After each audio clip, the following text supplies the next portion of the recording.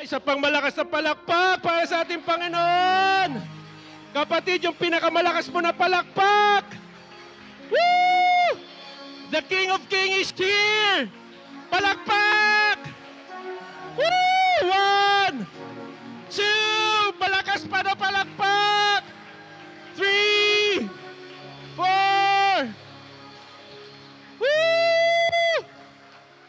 Hallelujah! Hallelujah! Woo! Jesus, our King of Kings and Lord of Lords, Lord. Thank you, God, for your holy presence to be in our midst today, Lord. Lord, wala may ibang ngalan nga pagadayawan karon Ginoo kundi imong ngalan lang, Lord. For there is no name given under heaven but only the name of Jesus. Lord, woo, we worship you, Jesus. Lord, ikaw mag-bless sa naa din karon, Lord. Dili aksidenteng anong naa sila din karon Ginoo. God, you have something prepared for them today, Lord. Jesus, let your word, O God, speak to our hearts today. Dili mi gusto manguli, Lord, nga walay mahitabo nga kabaguhan, Lord, sa among kasing-kasing. Holy Spirit, Lord, saturate this place with your holy presence. For you are our wisdom and our understanding. Walay pulos, walay kawang lamang kining tanan, Ginoo. Dili ka mo, uban ka na mo, Ginoo. God, we are nothing but dirt created in your image and likeness, O God. We humble, O God, before your holy throne, before your holy presence. Father, we need you. We need you in our lives, God. Father, ikaw mag-bless, Lord, sa Lord, ng municipality. You will work, O God. Lord, this municipality is in a bondage of religiosity, O God, and witchcraft, Lord. But, Lord, right now we declare we are pulling them down, Lord. For souls is so important in your presence, O God. God, we will work it out, Lord. Your laborers, Lord, is now here, Lord God. And we will work for you, Jesus, for your glory and your honor till you come back, O God. Dili, Lord, makawang ang purpose ni mo sa among kinabuhi, Ginoo. Father, thank you for exposing every, God, things nga diligikan kanimo, Lord, in this land, Lord, we are in, O God, right now. Thank you for exposing, Lord, the corruptions that is happening. God, we pray to those who are, God, victim, Lord, of calamity, Father, comfort them, Lord Jesus. We pray, O God, nga ikaw, good, every family, Lord, mag-comfort sa ilaha karon, those who are suffering right now because of the tragedy, God. Lord, we look forward for your blessing, O God, that you're preparing for us today. God, we give you glory, we give you honor, we give you praise. And everyone will say, woo!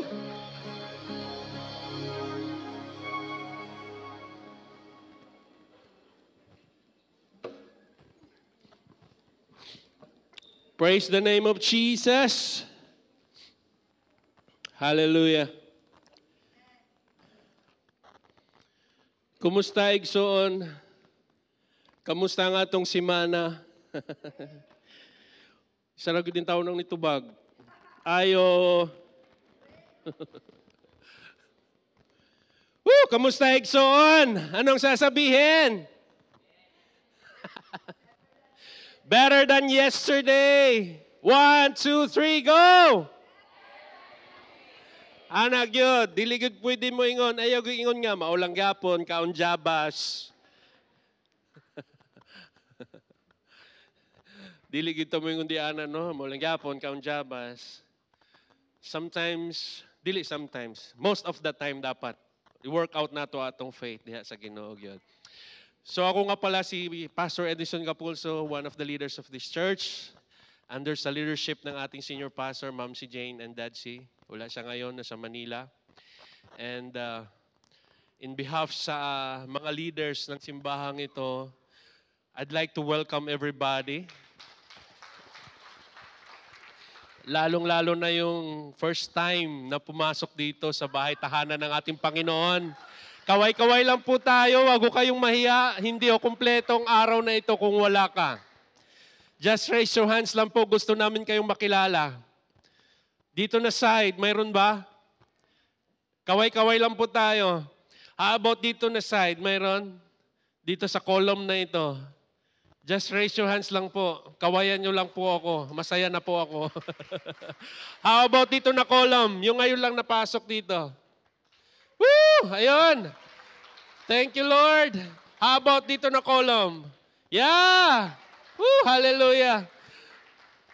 Hindi o kumpleto talaga yung araw na ito pag wala kayo. Kaya hindi aksidente na nandito ka ngayon. May plano ang Panginoon sa buhay nyo. Kaya, mga kapatid, anong gagawin? 1, 2, 3! Welcome! Welcome kayo dito. Pabalik-balik yun, digsoon. Welcome good kayo. So today, third Sunday na ng October. Ang bilis, ano? Bare months nagyod di ay. Bare months nagyod. Feel nyo na ba? Feel nyo na ba ang lamig? Ang simoy ng hangin? Kamusta mga bonuses natin dyan? Sino nang naka-advance? Joke lang. Okay, without any further ado, I'm so excited to share the another I am statement ni Jesus. So today, we are still in the series. No? Kaya good job sa mga nandito during first Sunday of October. Sino nandito? Kaya tuloy lang tayo kasi 7 ito. Huwag kayong umabsent. Connected po ang mga statement ni Jesus. And it's so amazing. Every I am na sinasabi ni Lord, there is always something na kailangan nating makuha. Okay? Kaya the first I am was given 2 Sundays ago. First Sunday of October. Ano yung I am na yon? I am the bread of life.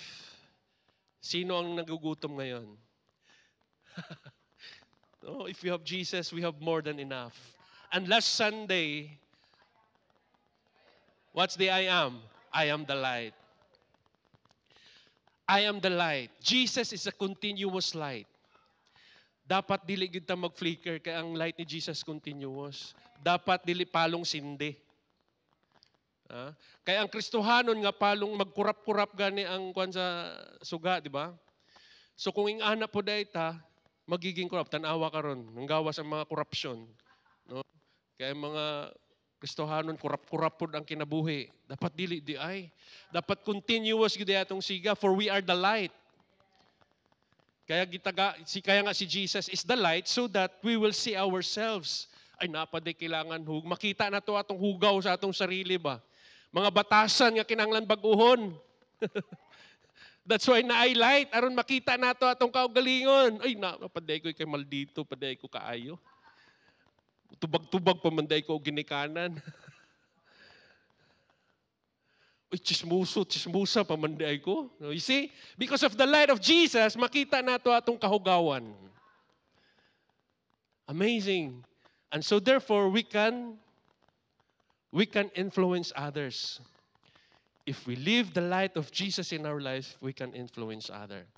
So today, we will ponder again the third I am statement ni Jesus. Ready ka na ba? Sabihan mo yung katabi mo, handa ka na ba? Sabihan mo siya ulit, walang tulugan.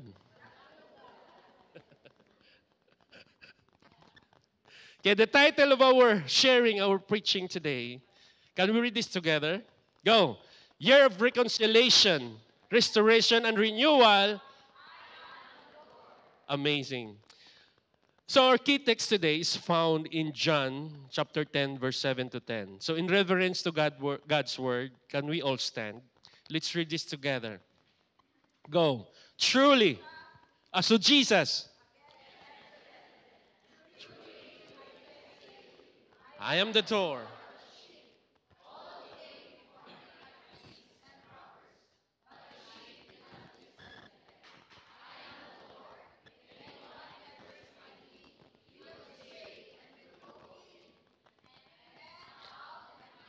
Pasture.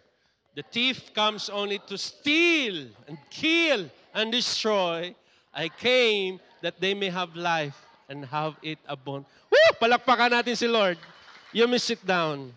Napansin nyo ba, bakit I am? Different sa mga previous na teachings ni Jesus, which are parable. Ito pala yung I am na sinasabi dito is a metaphor. No? Different from the parable, magkaiba pala yun. Kung napansin niyo ang mga parable na teaching ni Jesus, nag-start sa the kingdom of God is like ganito. Pero this time, I am ang ginamit niya. It's a metaphor. Ibig sabihin, pag nabanggit pala yung ganyan, ibig sabihin yan, makinig ka. Dahil may tinutumbok si Jesus dyan. May tinutumbok na mensahe. And these verses are definitely connected to shepherding, kung mapansin ninyo. In fact, kung babasahin natin ang previous na verses before ang verses na ito, Jesus uses the shepherd and the sheep imagery para i-explain ang iyahang relationship with his followers. Paminaw. Because sa verses 1 to 6, Jesus talk about the shepherd fold. Ano yung shepherd fold na sinasabi? Ito yung kulungan ng mga tupa. Sheep pen, or place where sheep are kept safe. And how the true shepherd enters through the door while ang mga thieves and robbers climb in another way. In other words, dito ini-explain, pag ang shepherd, siya lang ang may katungod, musulod o gawas sa sheep pen, sa kulungan, sa tupa. Wala nilain. But, sad to say, mayroong mga thieves and robbers. Atuan ng tukion karon kung kinsa na sila. Kaya therefore, sa verse 11, Jesus referred to himself as the good shepherd. Pero it's another I am na naman yun. Next Sunday, huwag kayong mawawala.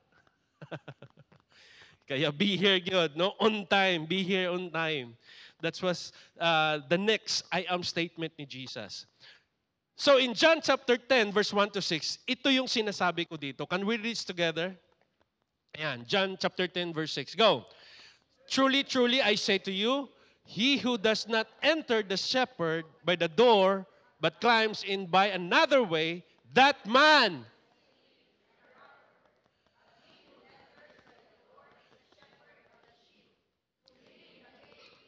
opens, hear his voice, and he calls his own sheep by name, and leads them out when he has brought out all his own. He goes before them, and for they know his voice. A stranger, but they will flee from him, for they do not know the voice of stranger. This figure of speech, but they did not understand what.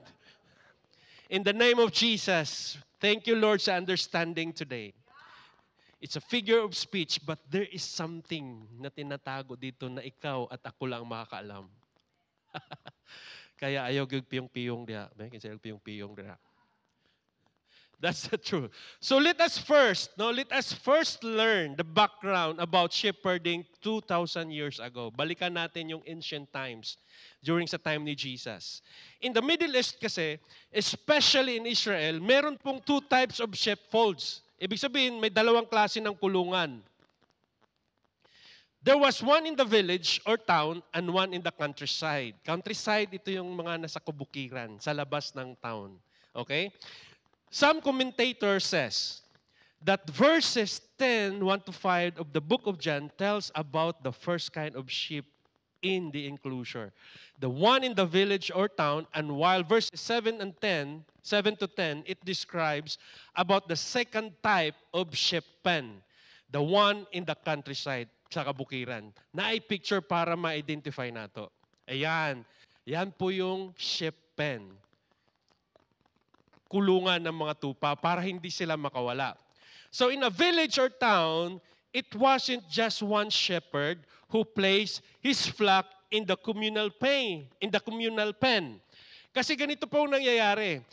During sa springtime, kasi by season kasi ang pagpapastol. Yung pagpapastol, yung tawag nito, yung pagpapakain nila sa tupa sa field. By season po yan.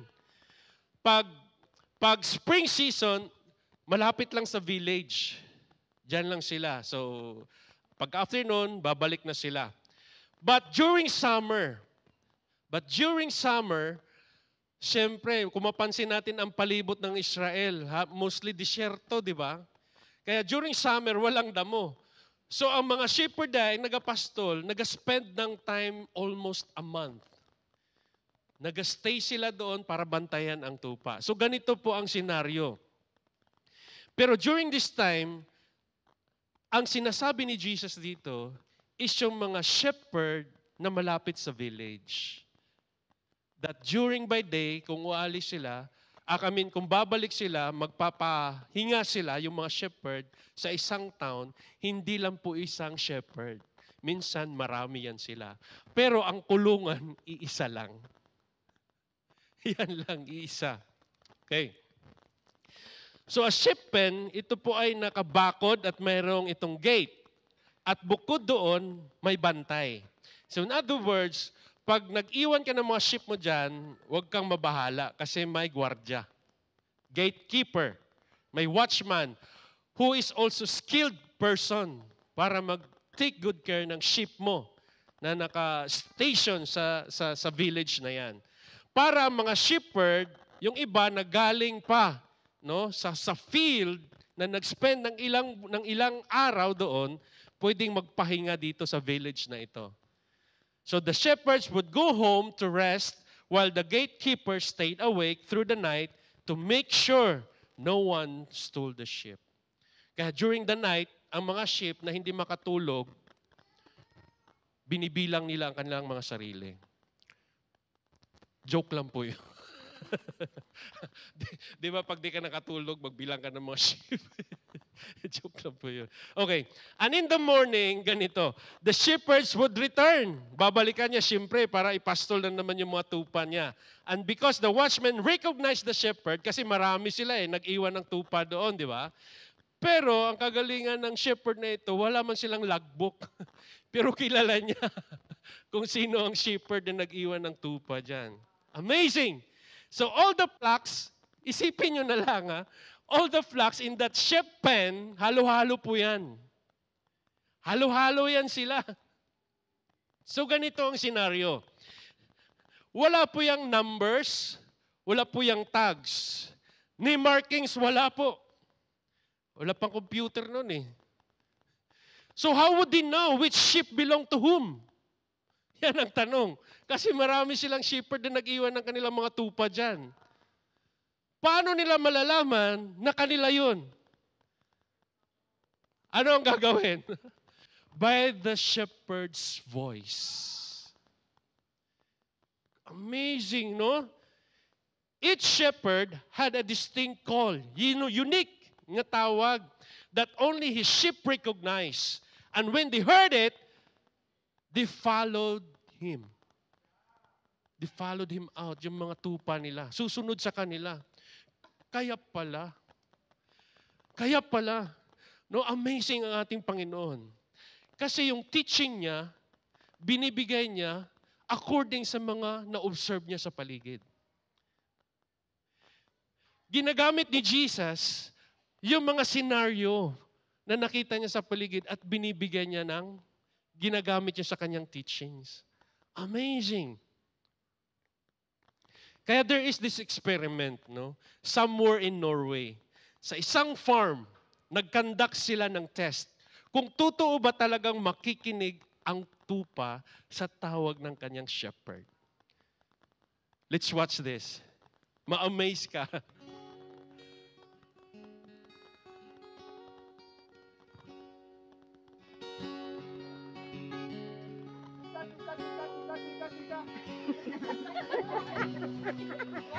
One more time. Oh, one is.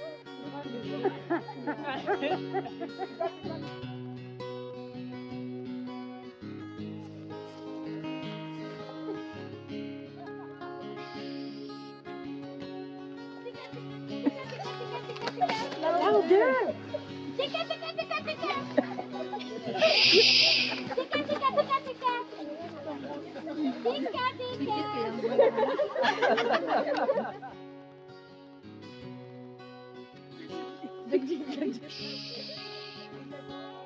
Tika, tika, tika, tika!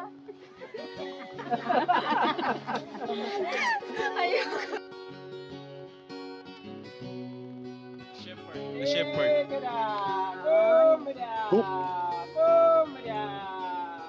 Look at them, look at them. Isn't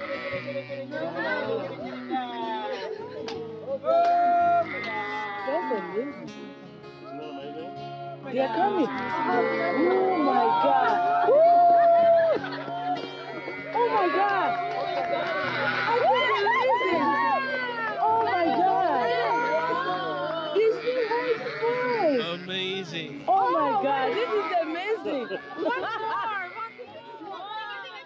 You scared them. Yeah, Eunice made him go away. Oh my God. Was that cool or what? Yeah.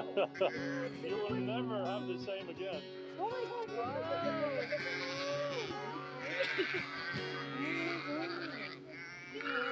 I can't believe the video coming. Woo! Grabe, no? You see? Totoo nga. Totoo nga. Alam niyo ba yung mga tupa, they are dumb animals. Sorry for the word, no? Idiot. Sorry for the word, stupid. Yan. Yan ang klaseng animal yung tupa. Bakit kaya ginamit ni Jesus yan as a metaphor? Ha? Alam nyo, sabi sa Isaiah, we are like sheep. Have gone astray, whole lost on its own way. Ganun ang buhay natin noon. We are a lost sheep. We are dumb people. Stupid. Idiot. Sorry for the word, but it's the truth. That's the reality. Kaya Jesus is so patient to us. Amazing. Kaya glory to God. Ingna imong katabad. Salamat na minaw ka sa boses sa Ginoo. Nganong naa ka din karon. That's the truth. Kaya nga, di ba, sabi ni Jesus, John din sa chapter na yan, nadugtong. John 10:24 ba yun? My sheep knows my voice. Question. Sheep ka ba ng sheep? Ikaw ba ang totoong sheep ni Jesus? Amen. Lahat tayo sheep ni Jesus. Kaya nandito tayo ngayon eh. We hear His voice to be here. Kaya ingna imong katapat, good job na minaw jud ka sa boses ni Jesus.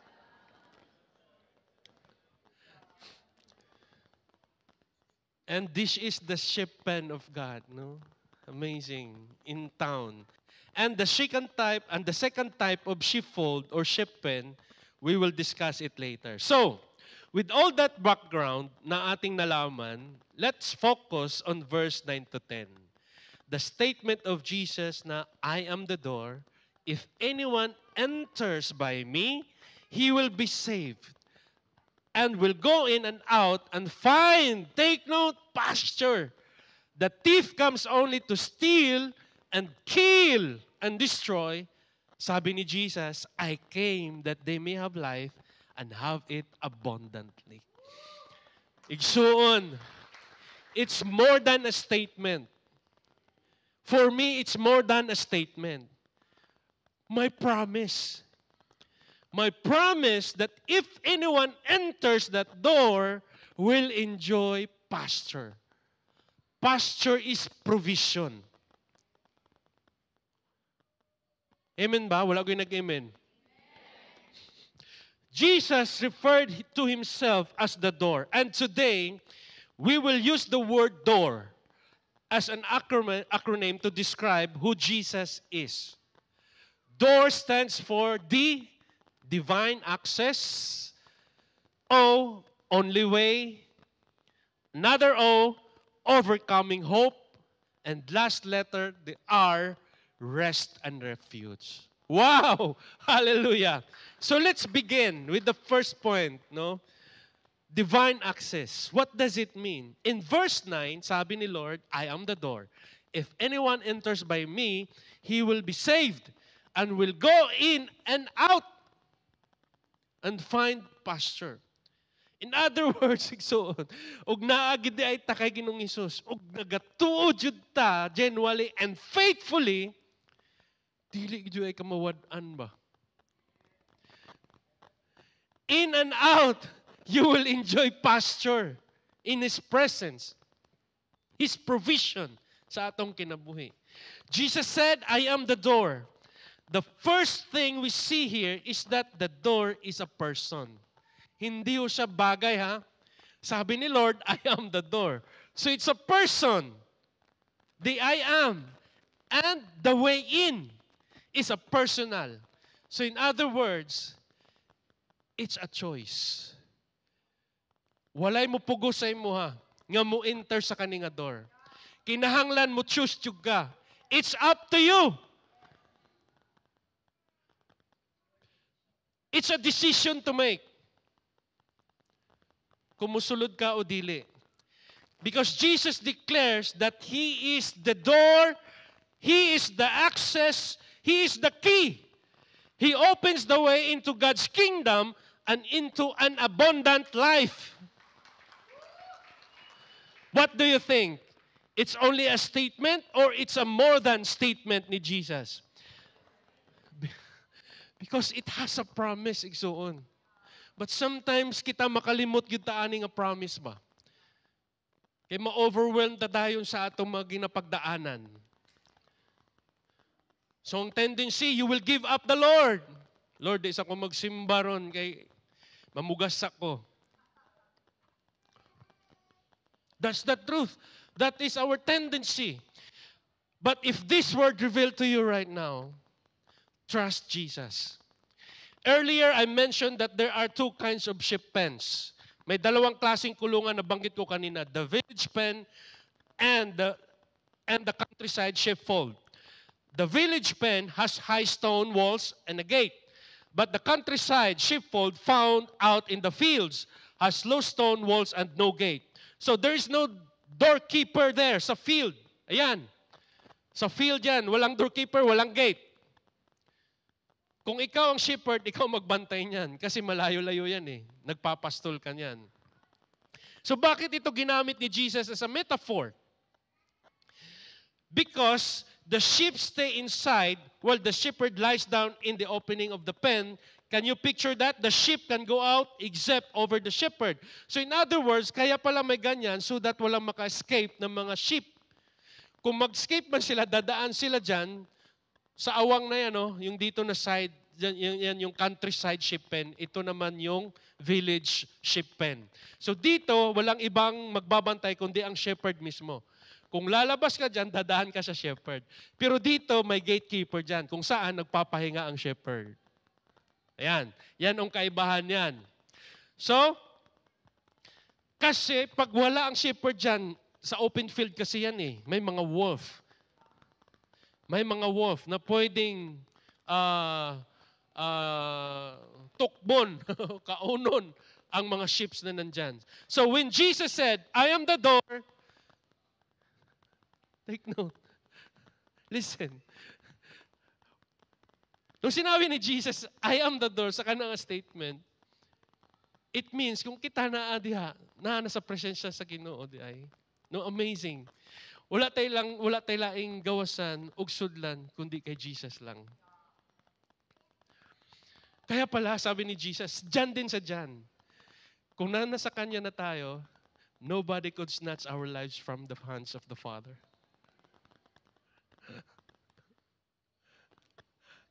Amazing. Amen ba? That's the truth. So when Jesus said, I am the door, He meant no one can reach His sheep except through Him. So kung mayroon man mga robbers and thieves dadaan sa Kanya, He is both the true shepherd and the door, our access to safety and salvation. He literally laid down His life. Ulitin ko. Jesus literally laid down His life so we could enter and be saved. Pwede juga mo palakpak igsoon, no? Hallelujah. Kaya nga naman, naamagoy fake shepherd. Daghan sheep, fake nga shepherd. Nga dili mo agi og pultahan. They climb secretly, usually sa gabi para kawaton ang sheep. Pero si Jesus, He came through the front door. In other words, kung basahon na to ang law, He came to the front door of Judaism.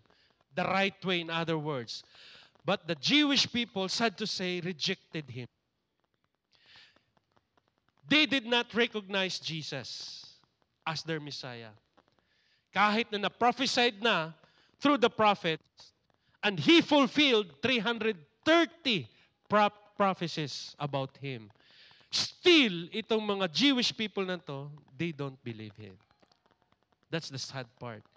Kaya sabi sa Galatians chapter 4, verse 4, but when the fullness of the time had come, God sent forth His Son, born of a woman, born under the law, to redeem those under the law. Kaya until now, Israel, the Jewish people, the chosen people of God, don't accept Jesus as their Messiah. They still believe that the law is the way to salvation. But glory to God. God extended His grace to us. Hallelujah. Amazing. Next point. Jesus is the only way. The shepherd, the good shepherd, is the only way. Jesus alone. There are many doors.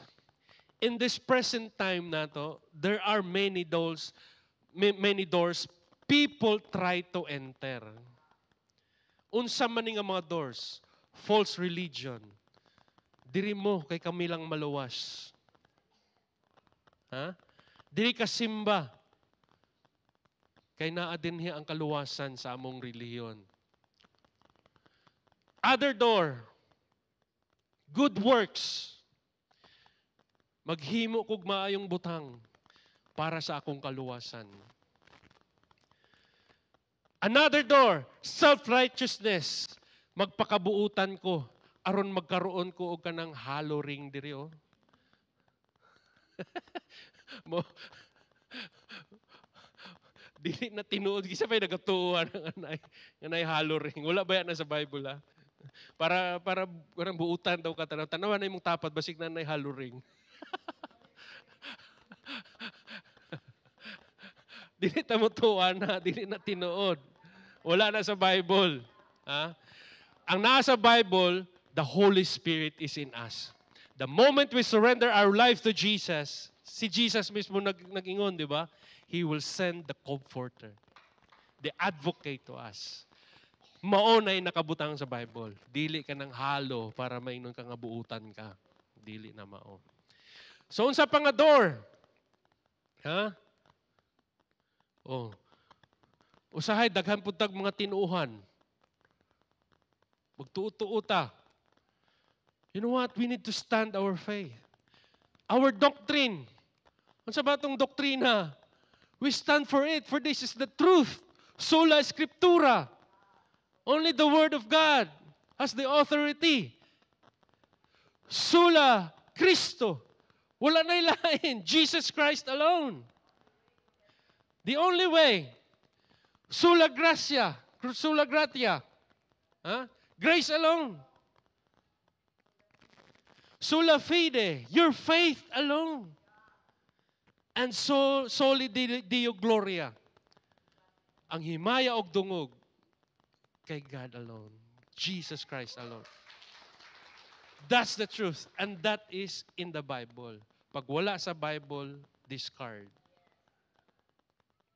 So unsa man na atong ginatutuhan karon, it's not the truth.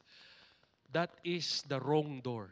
Only Jesus is the right door going to the kingdom of the Father. Because kung naa may laing door nga gina-introduce sa imong kinabuhi og dili man lang si Jesus, that door leads to destruction. The truth is, hindi lahat ng daan papunta sa langit. Lahat ng tao dito sa mundo, even sa pulumulok, no, don't worship the same God. Hindi lahat na nandito sa pulumulok nananampalataya sa parehong pananampalataya na mayroon tayo. Ang dami nilang ginatutuuhan. Ug makita ginato ni sa atong palibot. And kahit sincere ka pa, that's not enough. Kahit good works mo, hindi yun sasapat para makapunta sa langit. John 14:6 says, Jesus said, come on, let's read together.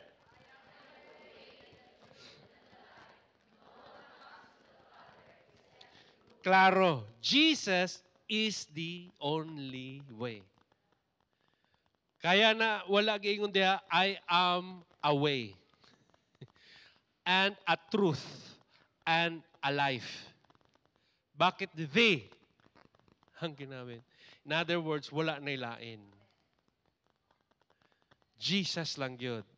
Klaro? Amen ba? And in Acts 4:12 it says, come on, let's read together, go. Salvation in no one else under heaven given to men. Sinong name ito? Sinong name ito? So, ugnay mo yung unsay mo, diri mo kay kami lang maluwas. Unsay mong desisyon.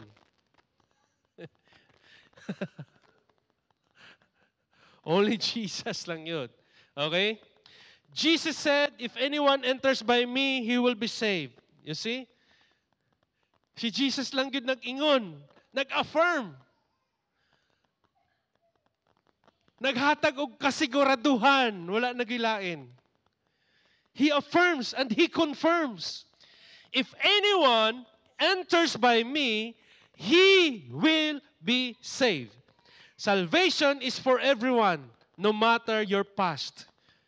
Kahit ano pa man yung nakaraan mo, duol og duol lang yun kay Ginoong Hesus. Your restoration is in His presence, wala sa uban. Jesus offers hope to the broken and lost. He is the only door to deliverance. The way in is through a relationship with Him. The way in is through a relationship with Him, not religion. To enter means to engage a relationship with Jesus. So when Jesus says, I am the door, it means we must engage a relationship so that we can enter into His presence. Sa una, dili ko kasabot, ani. Dili yun na ako masabtan kung unsa ning ginaingon nga dili nimo need ang religion. Kay kung unsa akong namatan, mao akong pakamatyan.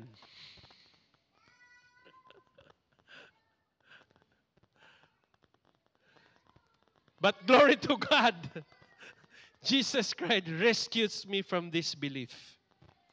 Nga only a relationship with Him can give me an assurance to be in His kingdom.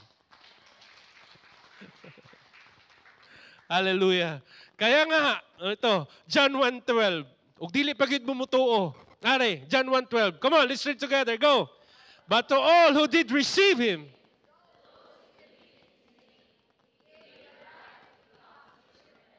ano daw?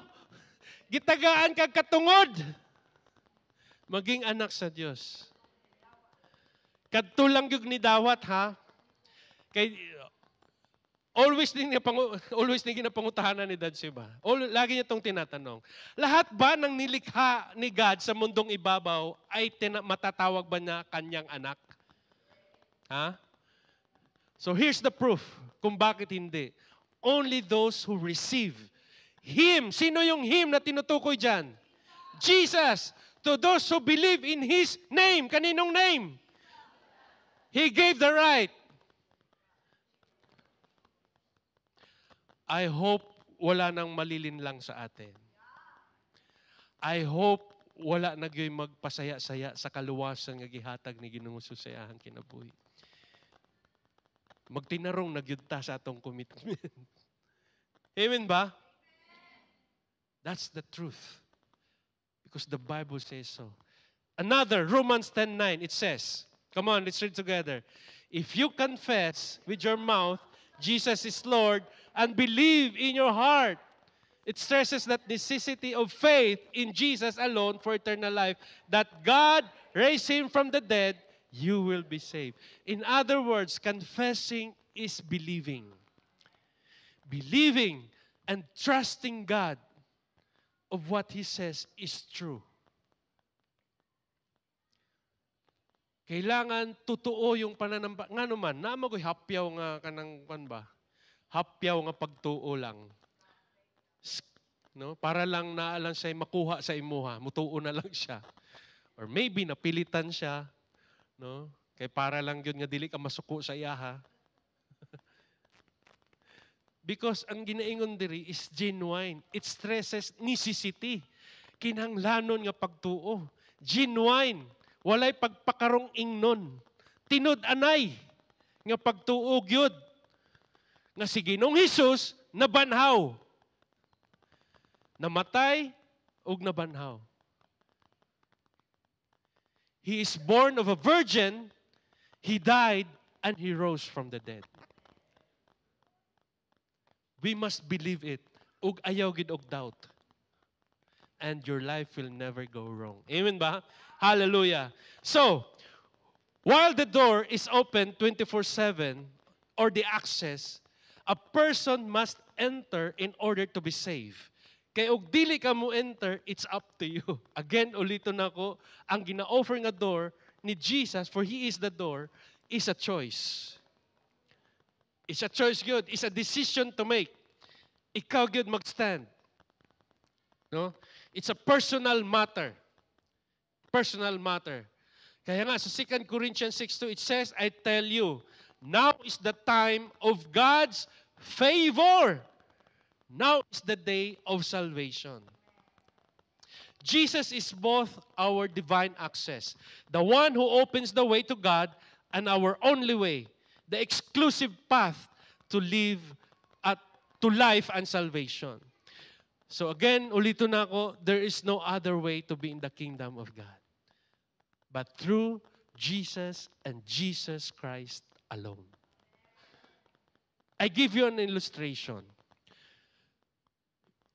If you are bound to Manila or any part of the world, pag naa ka sa airport, kinanglan na dyan kay ticket, di ba? Or a board flight pass. Because without the right boarding pass, o wala po ka sa tama nga gate, dili dyan ka kasulod. Bisag you have the boarding pass, o mali nga gate, ang imong gipilahan, di dyan ka pasudlon. So you must be careful. You must be careful to have the right board pass and the right gate. Similarly also, Jesus, our door as our gate, He is the only divine access. And our ticket is our faith in Him and Him alone.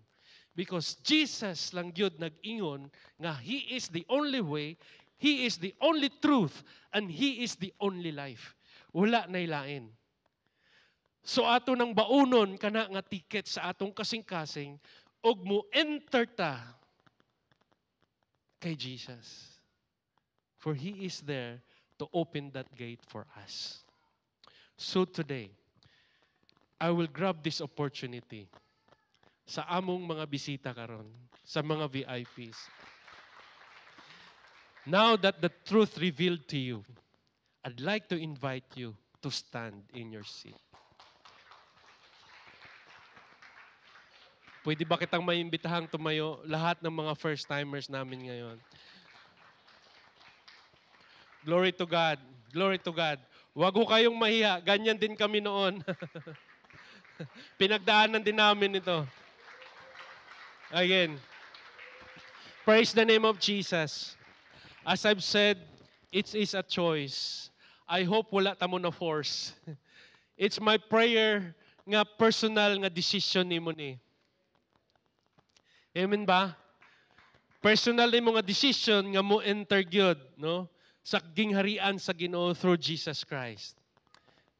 Just if you believe. Kung dili ka mo to ana lang, okay ra gyud na kaayo, dili mi masuko. Again, it's a decision gyud to make. And today, because nag-decide ka, I challenge you to put your faith in Jesus Christ. Wala na ilain.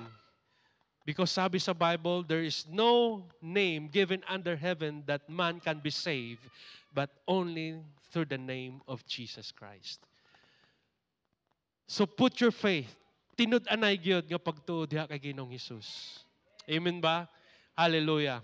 So I'd like to lead you in a prayer. Simple prayer lang po ito. Bigkasin po natin ito na marinig ng ating tenga. Because mauning dili gusto madunggan sa yawa, nga kanang isurrender na nimo imong kinabuhi sa Ginoo. Mukabad-kabad na sa og palayo aron dili kanya na surang-surangon.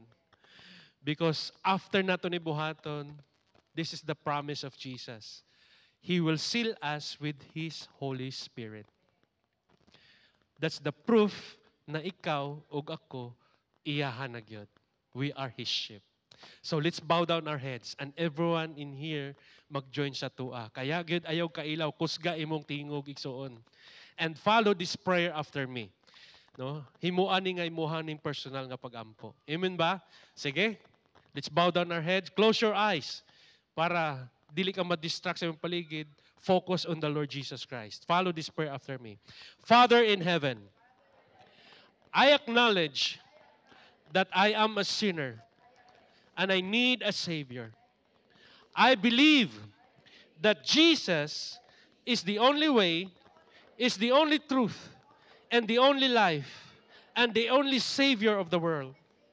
I believe that Jesus Christ is the only door to be in your kingdom.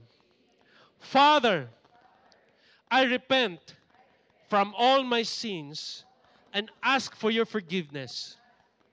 I accept your gift of salvation and confess that Jesus Christ is now the Lord and Savior of my life.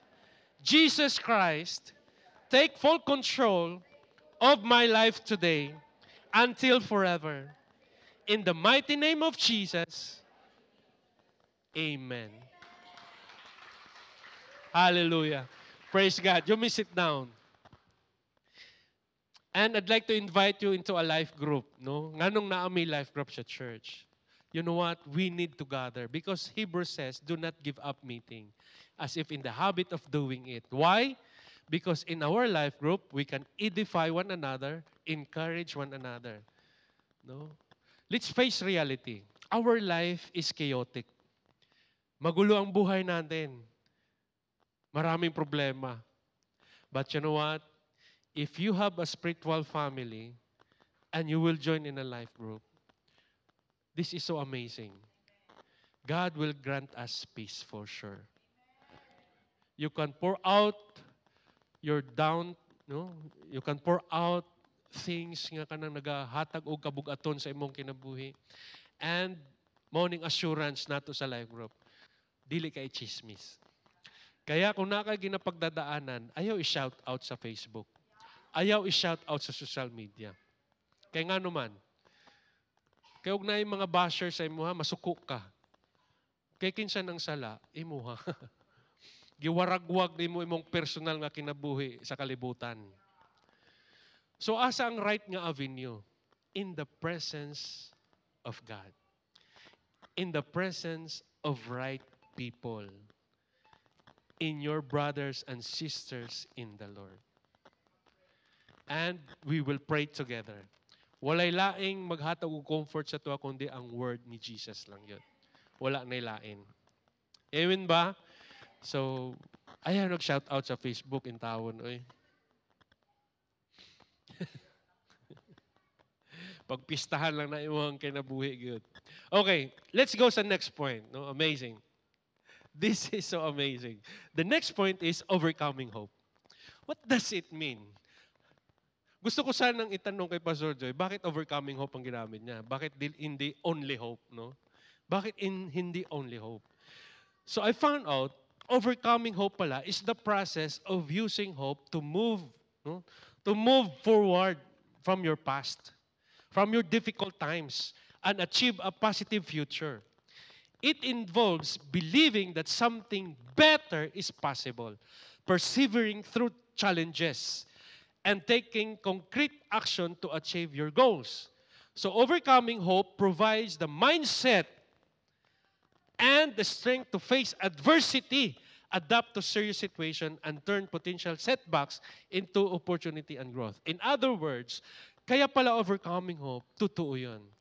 If Jesus is in our lives, wow, we can overcome every obstacles in our lives. Kaya gid ay i-overcome igsoon. Hallelujah. Kaya gid ay overcome. That's why overcoming hope. Woo! Hallelujah. He is more than only hope. Kaya put your faith and trust in the Lord Jesus Christ alone. Kaya nga when Jesus says, I am the door, He is revealing Himself. Gina-reveal na niya iyang kagalingon. Na He is the only entrance to salvation, to security, and satisfaction. Kaya, always nato madungog, if Jesus is in you, you have more than enough. Unsa pa man imong pangitaon, si Jesus ang pinto that separate two sides of doors. Because the other door leads to darkness, destruction, danger. But si Jesus introduces us right now the right door that leads us to safety and life. Kaya which door will you choose? When every time you face struggles. Amazing. Kaya kung feeling mong wala ng pag-asa ang buhay mo, wala ng pag-asa ang mga pangarap mo, wala ng pag-asa ma-restore ang pamilya mo, ang relationship mo sa asawa mo, sa mga anak mo, sa karir mo, even sa promotion mo, kung feeling mo negosyo mo down na at hindi na makakabangon, kung ang kalusugan mo, feeling mo hindi na babalik, hindi ka nagagaling, or failure ka man sa pag-aaral mo, nagkakamali ka kapatid. Jesus is the open door of hope. With Him, amazing, we can overcome fear, failure, sin, death. Because in Him, victory is already ours. Kaya therefore, if we put our faith on Jesus Christ, you are working in victory.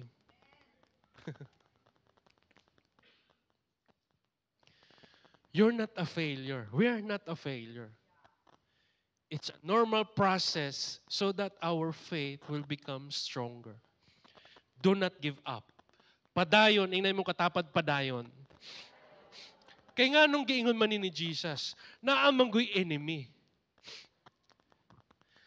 Naamanggoy enemy. Kaya dili gid ta magkumpiyansa.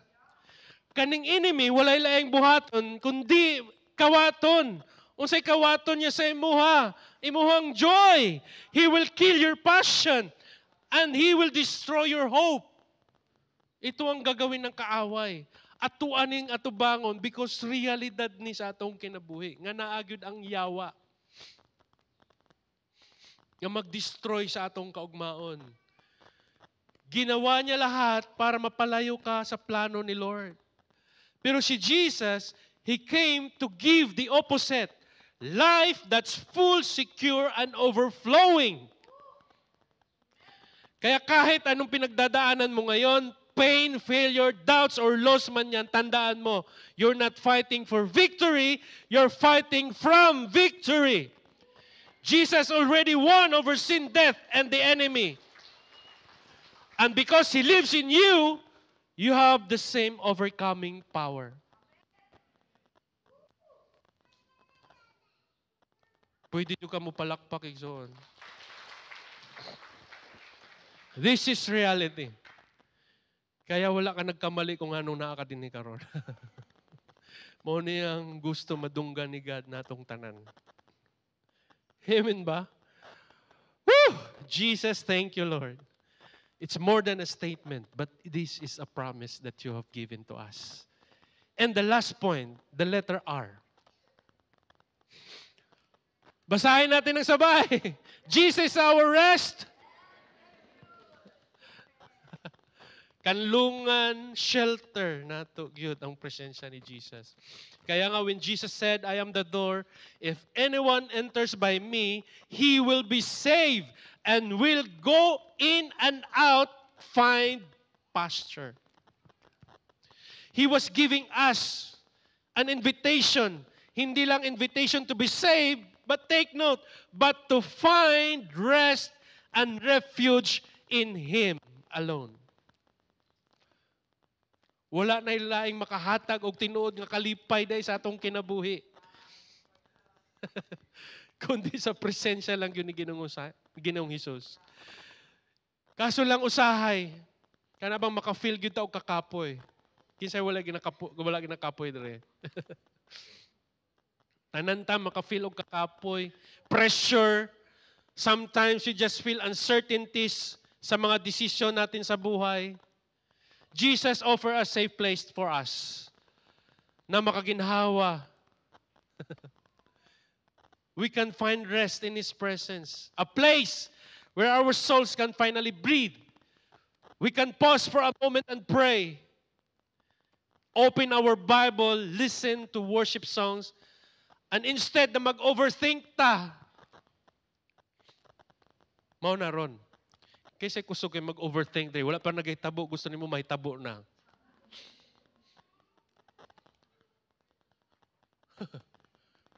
Overthinker kayo ta. Bisag wala pa nahitabo. Gusto nimo mahitabo na. So instead, find rest in the presence of God. Rest your mind to Him, to His promises. Kasi dili niya naingon o dili na mahitabo sa atong kinabuhi.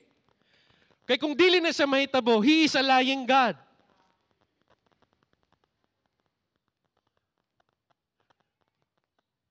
That's why He gave, it's more than a statement, it's an assurance.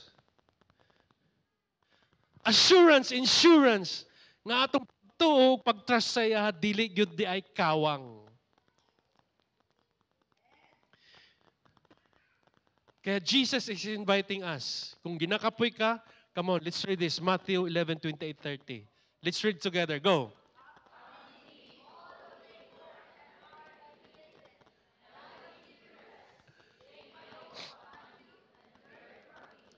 For I am gentle and lowly in heart, and you will find rest for your souls. My yoke is easy and my burden. Yeah!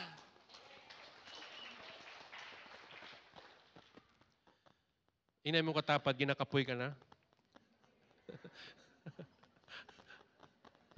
Ayan o. Ayan ang invitation ni Jesus. Amazing. Woo! Kapoy ka nag-alaga imong anak. Kapoy ka na nga mag-alaga sa imong asawa nga dungol. Abuutan di ay, sorry. Kapoy ka na mag-alaga sa imong sa imong mama nga buutan. Just be in the presence of Jesus. Just be in the presence. And lift up to God. Tanda na to, dili ta Diyos para dalho na to tanan. We are merely human. And the Lord Jesus Christ knows it. Kaya gusto niya maging dependent. Take note of this. Gusto niya maging totally dependent yun ta sa iyaha. Surrender it all to Jesus. Or else ma-burn out ka. You will be burdened of the things nga wala man tay kakayanan. Ihatag yun na sa Ginoo igsoon. Kaya verses 9 and 10 of the book of John is an assurance. At the same time, a satisfaction. Guaranteed 100%. Because verse 9 is a statement with authority and with a promise. Jesus says He will go in and out and find pasture. Hallelujah. Para sa mga sheep, ang pasture is a place of nourishment. You see? Rest and safety. Pasture is a peaceful environment na pwede sila mag-lie down, mag-rest, and feed without fear. That's why in verse 10, Jesus confirms this. The thief comes only to steal and kill and destroy. Listen. Sabi ni Jesus, I came that they may have life and have it abundantly. Abundantly means to the max. As in tudo. Pero notice the contrast, the thief versus the shepherd or the door. The enemy come to steal our peace, kill our joy, and destroy our hope. Pero si Jesus, He came so that we may have life to the max. Puno, siksik, liglig, at nag-uumapaw. Overflowing with His presence. Abundant life means a full of overflowing, meaningful life.